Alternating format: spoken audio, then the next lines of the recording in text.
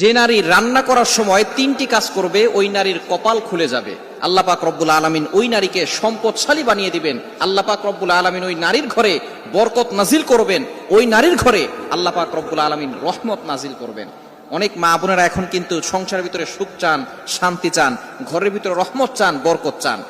বিশেষ করে যে সমস্ত নারীরা সংসারে বরকত চান তারা কিন্তু অবশ্যই এই তিনটি কাজ করবেন। দেখবেন আপনার ঘরের ভিতরে শান্তি আসবে এবং আপনার রান্না সুস্বাদু হবে এবং আপনার রান্না যারা খাবে তারাই আপনার প্রশংসা করবে।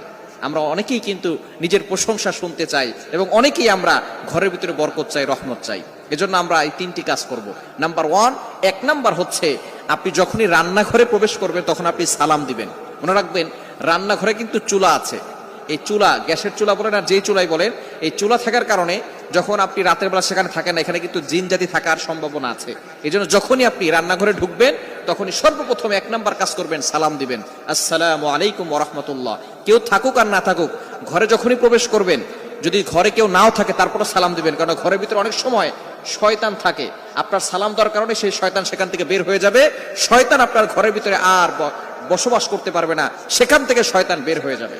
আল্লাহ পাক রব্বুল আলামিন নিজে বলে দিয়েছেন, কোরআন খুলেন, আল্লাহ পাক রব্বুল আলামিন বলছেন 18 নম্বর পারা 17 নম্বর পৃষ্ঠার 13, 14, 15 নম্বর লাইন, সূরাতুন নূরের 61 নম্বর আয়াতে রব্বুল আলামিন বলেন, ফাইদা দাখালতুম বুয়ুতান ফাসাল্লিমু আলা আনফুসিকুম তাহিয়াতাম মিন ইনদিল্লাহি মুবারাকাতান তাইয়্যিবা।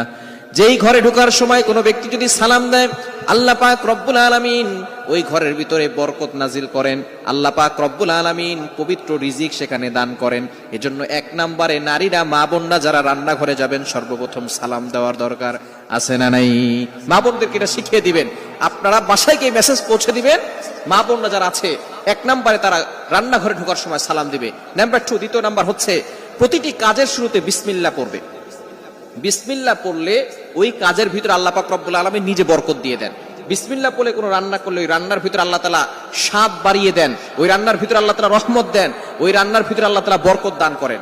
কিন্তু বর্তমান আমাদের সমাজের ম্যাক্সিমাম নারীরা রান্না করার সময় ডিজে গান শুনে, রান্না করার সময় হিন্দি গান শুনে, ইংলিশ গান শুনে, তারা ড্যান্স করে আর রান্না বান্না করে, যার কারণে ঘরের ভিতরে কোনো বরকত থাকে না। খবরদার, গান শুনবেন আর রান্না বান্না করবেন আর চিন্তা করবেন ঘরের ভিতরে বরকত নাই কেন।